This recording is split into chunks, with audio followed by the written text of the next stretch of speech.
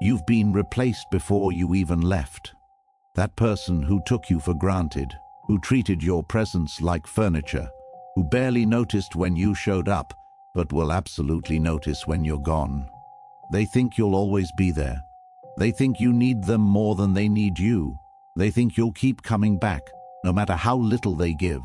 They're about to learn something that will haunt them for years. Because the most dangerous thing you can do to someone who undervalues you is not to fight them, not to argue, not to prove your worth with words they'll never believe. The most dangerous thing you can do is vanish, completely, without explanation, without warning, without giving them the closure they think they deserve. And when you do, 7 things happen inside their mind, 7 stages of psychological collapse that unfold like clockwork, 7 invisible punishments that require no revenge, no contact, no words from you at all, just your absence, just the void where you used to be. I'm going to walk you through each stage, and if you've been undervalued, if you've been taken for granted, if someone in your life treats your effort like a blight and your presence like it's guaranteed, pay attention, because what you're about to learn will change how you see power forever. None of this is about hurting people. It's about respecting yourself enough to walk away from those who don't respect you. And when you do it right, when you disappear with the quiet confidence of someone who knows their worth, their own psychology becomes their prison. Let's begin. Stage 1 hits them fast. Usually within hours, they wake up and check their phone. Nothing. They wait for the message that always comes. Silence. They expect your presence, your availability, your predictable pattern of showing up. And instead, they get nothing. Just space where you used to be, and something breaks in their mind. Here comes the shock of non-existence. You haven't just stopped responding. You've erased yourself from their world so completely that it feels like a glitch in reality. They don't understand it yet because you've never done this before. You've always been there, always available, always willing to engage even when they barely tried. But not anymore. Here's what's happening in their brain right now. Human beings are pattern recognition machines. We survive by predicting what comes next. We build our entire sense of stability on consistency, on knowing what to expect. And your presence, whether they admitted it or not, was part of that pattern. You were woven into the fabric of their daily reality, the person they could message at 2 in the morning, the one who always responded, the one who made an effort even when they didn't. Your reliability became invisible to them, like air, like gravity, something they used without ever thinking about, until you removed it, and now they're disoriented, confused. They try to make sense of it logically at first. Maybe you're busy, maybe something happened, maybe your phone died. These are the comfortable explanations, the ones that let them believe this is temporary, but deep down, in that part of the mind that knows truth before the ego can twist it, they already sense it. Nothing temporary about this. Something different is happening. Weight of finality pressing down. Machiavelli understood something most people never learn. People don't value abundance. They value scarcity.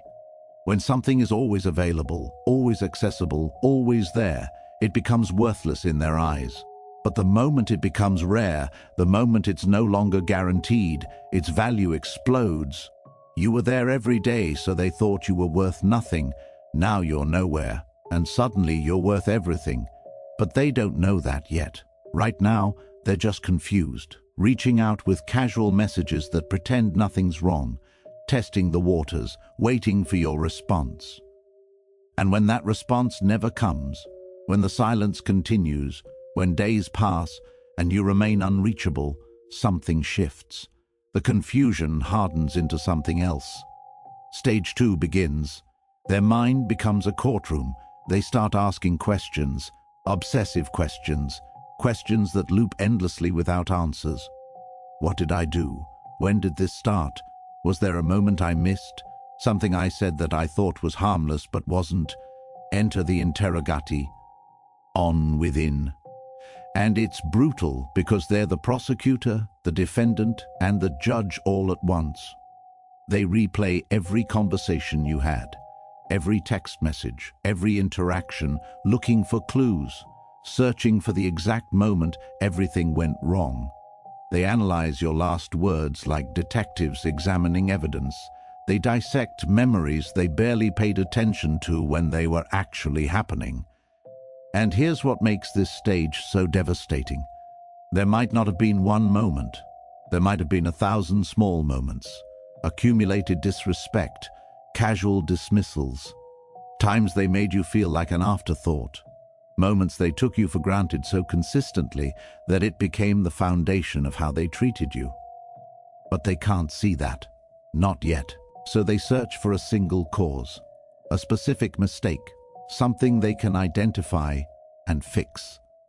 Because if there's a problem, there must be a solution. If there's a reason, there must be a way to reverse it. Except you're not giving them that. You've given them nothing. No explanation, no list of grievances, no final argument they can defend themselves against. Just silence, just absence. Just the cold, clean disappearance of someone who stopped caring whether they understood or not. And that silence is its own answer. It says, I'm done explaining myself to someone who never tried to understand me. I'm done justifying my feelings to someone who invalidated them. I'm done teaching someone my values when they should have seen T from the beginning. But they can't hear that message because you're not saying it. So their mind fills the silence with questions, and those questions become obsessive. They think about you at random moments throughout the day, in the shower, during meetings, late at night when they can't sleep. You're not in their life anymore, but you're everywhere in their head. Machiavelli's deepest insight about power reveals itself here. The most sophisticated form of control is not domination. It's haunting. It's occupying someone's thoughts without being present. It's making them think about you constantly while you barely think about them at all. You've become the central mystery of their existence, and mysteries demand to be solved. So they'll keep interrogating themselves, keep replaying the past, keep searching for answers that you're never going to give them. And when those answers don't come, when the interrogation leads nowhere, when weeks pass and they're still trapped in confusion, something else happens. The hunger begins. They need to know. It becomes an itch they cannot scratch, a void that grows larger the more they try to ignore it. Human beings are meaning-making machines. We cannot tolerate unanswered questions. We cannot accept that things happen without reason, and your silence, your complete disappearance, is the biggest unanswered question in their life right now. So they search. They scroll through old messages looking for clues.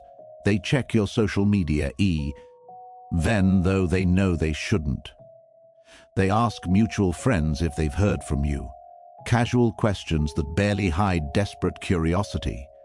They look for evidence of your life continuing without them, trying to understand how you could just move on while they're trapped in this limbo. Welcome to the hunger for resolution. And it's not actually about you, it's about them. It's about their need to close the loop, to complete the story, to have an ending that makes sense. Because without an ending, their mind stays open, stays active, stays obsessed. Listen to what I'm telling you. Psychological captivity disguised as curiosity. You've turned their own need for closure into a prison, and they don't even realize they're trapped. Every day you don't explain is another day they spend trying to figure it out. Every week you remain silent is another week they invest emotional energy into understanding why. You've done nothing aggressive, nothing cruel, you've simply withdrawn, and that withdrawal has more power than any argument ever could. Here's what's fascinating. They tell themselves they just need to know once, just one explanation, just one moment of clarity, and then they'll be able to move on. They promise themselves that if you give them closure, they will let go. But that's a lie they're telling themselves, because closure isn't something you give. Closure is something they create. And as long as they're waiting for you to provide it, they're dependent. They're addicted. They're trapped in a pattern of hoping and checking and wondering. And the less you give, the more they want. Economics of attention in action. Scarcity creates value. When you were always available, they didn't think about you much. You were background noise. You were there, so why would they appreciate it? But now that you're gone, now that you're impossible to reach, you've become the main character in their mental movie. They think about you more now than they ever did when you were present. Think about that. Really let that sink in. When you were showing up, making an effort, being consistent, they barely noticed. But now that you've stopped, now that you've withdrawn completely, you occupy more space in their mind than you did when you were actually in their life. That's the power of strategic absence. That's what happens when someone who knows their worth simply removes it from people who don't appreciate it. But we're not done yet. Because when resolution never comes, when the hunger stays unfed, when weeks turn into months, and you're still silent, their mind does something remarkable. It starts writing fiction. When reality refuses to cooperate, the ego becomes a storyteller. They cannot accept the simplest explanation that you left because they weren't worth staying for. That's too painful, too direct, too honest. So they invent alternatives. They create myths about who you are and why you disappeared. Maybe they decide you're damaged, that you have intimacy issue. Ease, with trust, with commitment. That your disappearance says more about your brokenness than their value. Narrative complete, they become the victim, the one who tried, the one who cared, the one who was willing to work through it while you ran away. It's a comfortable story, it protects them, or maybe they decide you're cold, heartless, the type of person who discards people without care. Another narrative emerges, you become the villain. And if you're the villain, they're innocent. They're just collateral damage from your character flaws, not the reason you left. Either way, these stories have nothing to do with the truth. They're survival mechanisms. Psychological armor protects their ego from a reality too harsh to face. And here's what makes this stage so powerful. These myths grow more elaborate the longer you stay silent. They add details. They create backstory. They build an entire psychological profile of you based on nothing but their need to avoid accountability. You've become a character in a story they're writing. A story where they're not the problem. But here's the trap they don't see. These myths don't just rewrite you, they rewrite them. To maintain the story that you're broken or cold, they have to maintain the story that they're not. They have to become the innocent party, the one who did everything right. And maintaining this requires self-deception so deep it becomes corrosive. They'll tell themselves they were perfect, that they gave everything, that hey, were patient and kind and understanding. They'll edit their own memories, removing the moments they were selfish, the times they took you for granted, the days they made you feel invisible. They create a sanitized version of themselves because that's the only way their mythology works. And here lies the true punishment. Not that you left, but your silence forced them to choose between honesty and comfort. And they chose comfort. They chose the lie. You've trapped them in the fiction of their own making. And fiction requires maintenance. It requires constant reinforcement. It requires them to avoid growth, avoid truth, and avoid looking honestly at why people leave them. The Stoics taught that we should live according to truth, according to reality as it is. But most people aren't strong enough for that. Most people will choose a comfortable lie over an uncomfortable truth every single time. And your absence permits them to choose the lie, because you're not there to contradict it. So the myth hardens, becomes their official story, and they'll believe it. They'll genuinely believe it because the alternative is unbearable. But belief doesn't eliminate truth. And deep down they know. They know the myth is a myth. They know they're lying to themselves. And that knowledge, buried beneath layers of self-protection, never fully disappears. It waits, it whispers, and eventually it manifests in the next stage, the haunting. You're nowhere, and yet you're everywhere. They see you as a stranger's on the street, a walk that looks like yours, a laugh that sounds like yours, a gesture that reminds them of you. These moments hit like electrical shocks. Their heart jumps, their attention snaps into focus. For 1 second they think it's you, and then reality corrects itself. It's not you, it was never you, you're gone. But the ghost remains, They hear you in songs, lyrics they never paid attention to before suddenly become loaded with meaning. A line about loss, about someone who disappeared, about absence. And suddenly they're thinking about you again, even though they promised themselves they'd stop. Music is everywhere, so you're everywhere. They feel you in dreams. The cruelest part reveals itself here, because in dreams you're alive again, sometimes kind, the way they want to remember you, sometimes cold, confirming their myths, sometimes just there, existing. And when they wake up, the absence crashes back in like a wave. The grief is fresh all over again, not nostalgia. People confuse this stage with missing someone, but it's deeper than that. Nostalgia is a choice, but this, involuntary, intrusive. Their subconscious is trying to process unresolved absence by conjuring you over and over in 1,000 different forms. You've become a phantom, a presence made entirely of absence. And here's what makes this stage so devastating. You're not doing anything, you're not reaching out, you're not playing games, you're not subtly reminding them you exist. Why? Or simply living your life, existing in your own world, not thinking about them at all. But they don't know that. So in their mind, your absence feels intentional, feels strategic, feels like warfare. Machiavelli understood the power of the void. When something significant is removed from a system, the system doesn't just adapt. It destabilizes, it reorganizes itself around the absence.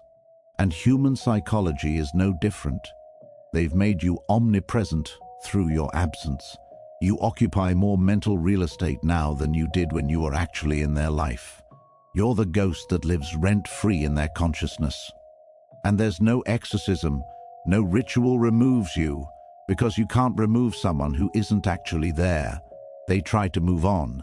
They distract themselves with work, with other people, with anything that might fill the space you left. They tell themselves they're over it. That's in the past. But then they walk past a place you used to go together, or smell something that reminds them of you, or hear a phrase you used to say, and the ghost materializes instantly, overwhelming, undeniable, psychological possession in its purest form. You possess space in their mind without needing to be present in their life, and the phantom doesn't just haunt their present, it infects their future. Every new person they meet gets compared to you. Every new connection gets measured against what you had. You've become the standard by which they judge everything that comes aft. And standards born from loss are always impossibly high. They'll find someone new eventually, but in quiet moments, they'll feel your absence. They'll notice what this new person doesn't do that you did. They'll miss things about you they never appreciated when you were there. And they'll realize they're not building something new. They're trying to fill a U-shaped hole, and nothing fits. Months pass, sometimes years. For some people, decades. But the haunting is still just a symptom. It's a manifestation of something deeper that's happening beneath the surface, something that's about to change how they see everything. The revaluation is coming. It starts as a whisper, a quiet realization in a moment they can't defend against. Maybe they're alone at 3 in the morning. Maybe they're in a relationship that doesn't feel quite right. Maybe they just see something random that reminds them of you. And in that moment, the truth breaks through all the mythology, all the defensiveness, all the comfortable lies. And the truth is brutal. You were irreplaceable, and they treated you like you were common. The revaluation crisis arrives. The moment when emotional value gets recalculated. When what they took for granted becomes precious in hindsight. When what they thought would always be there becomes the thing they'd sacrifice almost anything to have back. Value in relationships works exactly like economics. It's based on scarcity, not objective worth. When something is always available, its perceived value plummets. We ignore it, take it for granted, assume it'll be there tomorrow and forever. But the moment it becomes scarce, the moment it's impossible to obtain, its value skyrockets. You were available once. You showed up. You cared. You invested time and energy into their life. And because you did this consistently, they assigned you low value. Not consciously, maybe, but functionally. They treated you like a resource that would never run out, until you removed yourself, until the resource disappeared, until you were simply gone, and now they're experiencing the psychological equivalent of an economic crash. Everything they thought they knew about value is being recalculated, and you, the person they barely thought about when you were present, have become the most valuable thing they've lost. Regret sets in, but not simple regret. Not "I wish I'd made a different choice." Existential regret. The recognition that they didn't even see the choice when it mattered. They didn't realize they were choosing to lose you with every dismissive comment, every taken-for-granted gesture, every moment they made you feel like an option instead of a priority. They thought they had time. They thought you'd always be there. They thought your patience was infinite. And by the time they realized it wasn't, you were already gone. They try to bargain with the universe now. They make promises about what they do differently if given another chance. They'd appreciate more. They'd show up better. They'd treat you like the priority you deserve to be. But these promises are hypothetical. They exist in a void. And hypotheticals don't undo reality. The chance is gone. You're gone. And all that's left is the painful clarity that comes too late to matter. What makes this stage particularly devastating is the contrast. They can see clearly now what they couldn't see then. They recognize your value in a way they were blind to before. And that recognition doesn't bring relief. It brings agony. Because clear sight after the opportunity has passed is just another word for torture. It's like finally learning the language of a country you've already been deported from. The knowledge is worthless. The understanding changes nothing. They think about specific moments now. Times you were there for them that they barely acknowledged. Conversations where you offered insight they ignored. Moments when you showed vulnerability, thank you, they dismissed. These memories, once background noise, now replay with painful clarity. Each one is evidence. Proof that they had something rare and they destroyed it through negligence and blindness. And here's where the revaluation becomes permanent. Not just about missing you, it's the dawning realization that they might never find this again. People who show up consistently, who care deeply, who invest genuinely. They're not common, they're exceptional, and exceptional things don't come around twice. So your value continues to climb in their mind. With each passing week, with each disappointing interaction with someone new, you become more precious, not as you actually were, but as they now understand you to have been. The gap between what they see now and what they saw then becomes a chasm, and they're standing on the wrong side of it, looking back at what they can never return to. Your silence continues its work here, because if you had stayed, if you had fought for the relationship, if you had tried to make them see your value, none of this would be happening. They'd still be taking you for granted. But because you left cleanly, because you removed yourself completely, you forced the revaluation. You created the scarcity that made them finally see the abundance they had and lost. Machiavelli understood this about power. The moment you beg, you lose. The moment you argue your own value, you undermine it. But the moment you simply withdraw, you make a statement that cannot be argued with. You make them do the math themselves. And the math always comes out in your favor.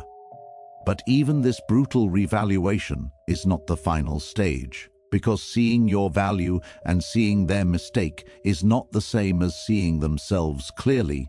That comes next, and it changes everything. There comes a moment when the defensive stories stop working, when the myths they built can't protect them anymore, when the revaluation of your worth forces them to look at something they've been avoiding since you disappeared. They, our own reflection, the mirror that doesn't lie. Your absence has become their most honest reflection, and it shows them everything they don't want to see. They see their selfishness now, not in vague terms, but in specific memories that make them wince. Times you needed them, and they were too busy. Moments you reached out and they responded with distance. Days you gave effort and they gave indifference. It's all there, recorded in the architecture of what they lost. and they can't unsee it. They see their patterns now. Maybe this isn't the first time someone valuable walked away. Maybe there's a history they've never acknowledged. People who are cared for are gradually pulling back. Relationships are fading without dramatic endings. Friends who stopped calling, and they see the common denominator. Not bad luck, not other people's issues. Them, what they do, who they are when they stop performing. Psychological reckoning arrives. Not delivered through confrontation, but emerging from silence. Because your absence removed all distractions. There's no relationship to maintain, no image to project, no ego to protect in real time, just them, alone with the evidence of what they lost and why, and that evidence doesn't lie. The Stoics believed self-knowledge is the beginning of wisdom, but they also knew self-knowledge is painful. Seeing yourself clearly, without ego's filters or self-deception's comfort, requires courage most people don't have. Your disappearance forced this confrontation. You held up a mirror that they couldn't look away from. They see their entitlement now. The way they assumed your effort was an obligation. Your patience was infinite. Your presence was guaranteed. They took without giving, demanded without deserving, acted as if care and attention were resources they were owed rather than gifts they should have treasured. And nobody stays where they're taken for granted. Not if they have self-respect, not if they understand their own value. That's the cruelest revelation. You didn't leave because you couldn't handle the relationship. You left because you respected yourself too much to stay where you weren't respected. You didn't disappear because you gave up.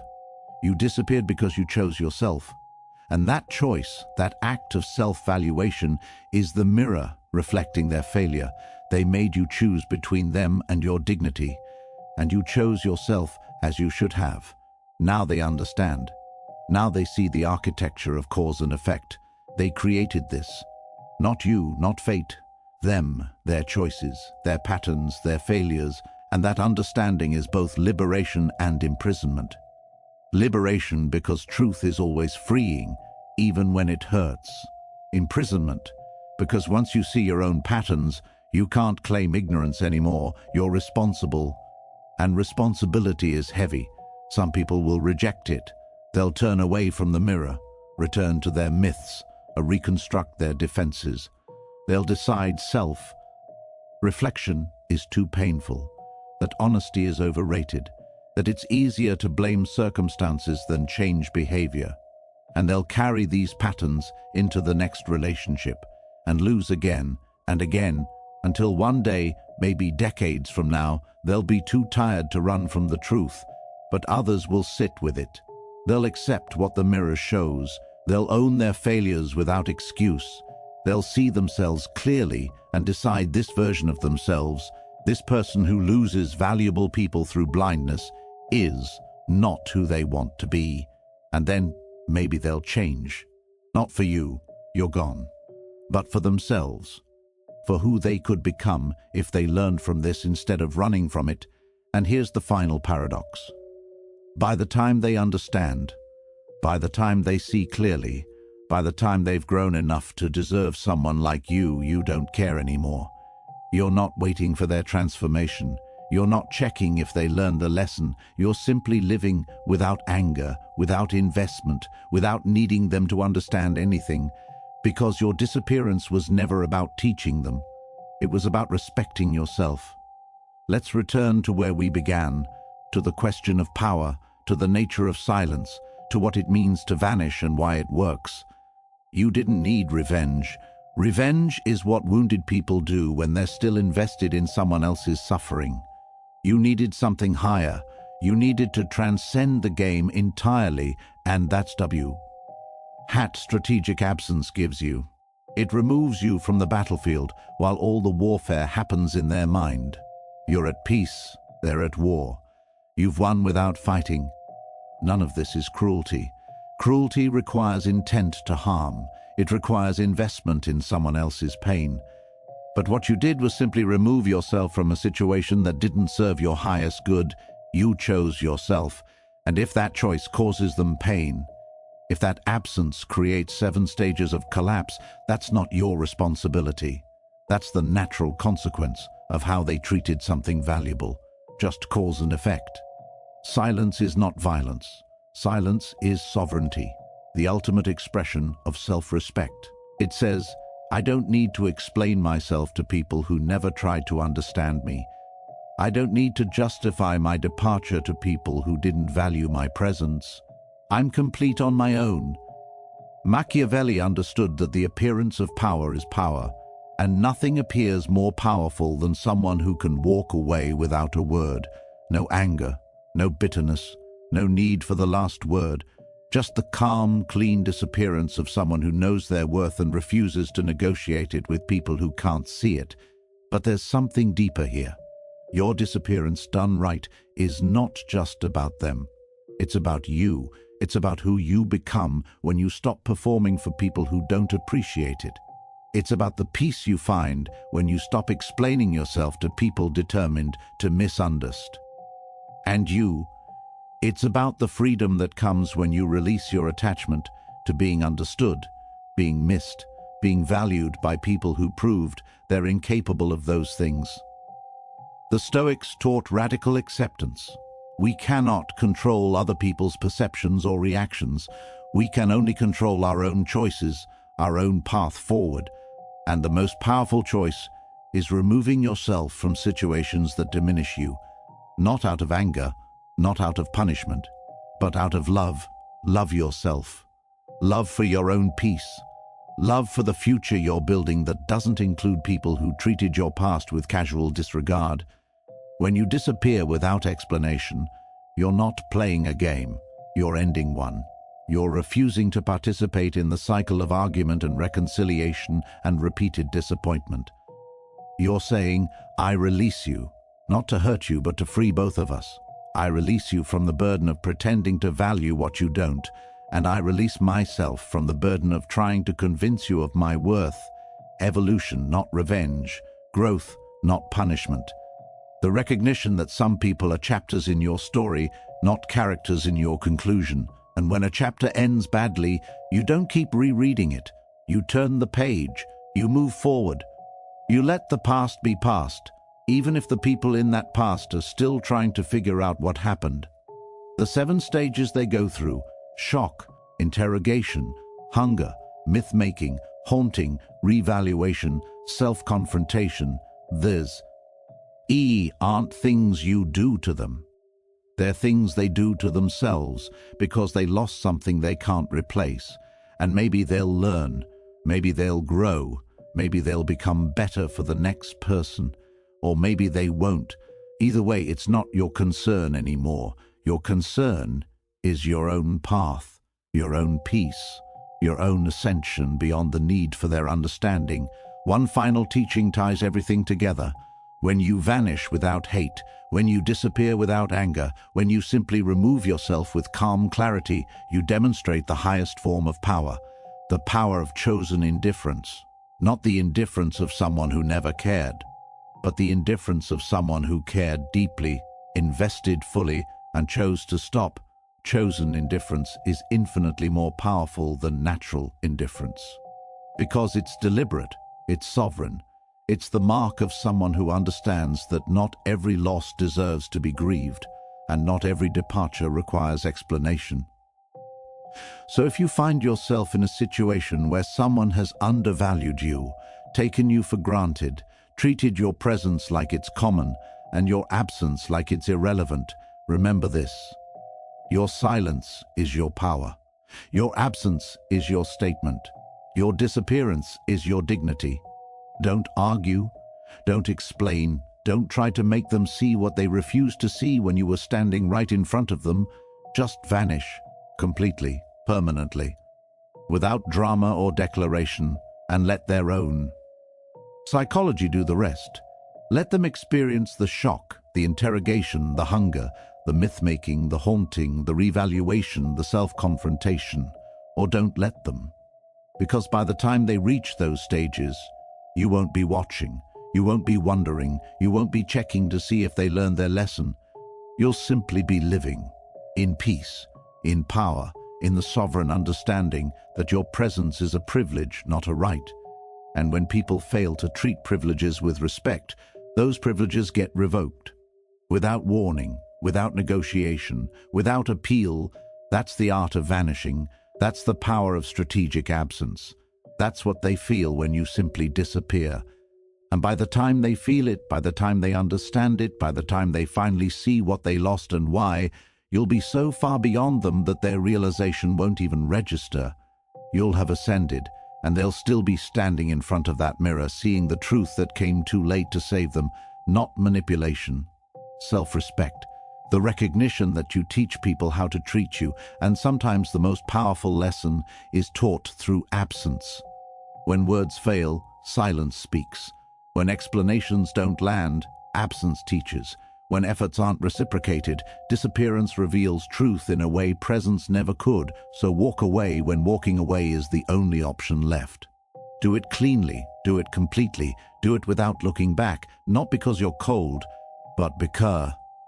Say you're wise, not because you're cruel, but because you're sovereign, not because you want them to suffer, but because you refuse to. And in that refusal, in that choice to value yourself more than you value being understood by people who never tried, you'll find something remarkable. You'll find peace. You'll find power. You'll find the kind of freedom that only comes when you stop performing for audiences that don't deserve the show. Let them wonder. Let them question. Let them go through all 7 stages if that's what their conscience demands. Your job is not to guide them through it. Your job is to be gone, to be unreachable, to be living proof that people who know their worth don't negotiate with people who don't see it. That's the final lesson, the ultimate teaching. When you simply disappear, when you vanish without explanation or anger or the need to be understood, you demonstrate the one form of power that cannot be argued with, cannot be manipulated, cannot be diminished. The power of someone who has chosen themselves, completely, finally, irrevocably, and that power is eternal.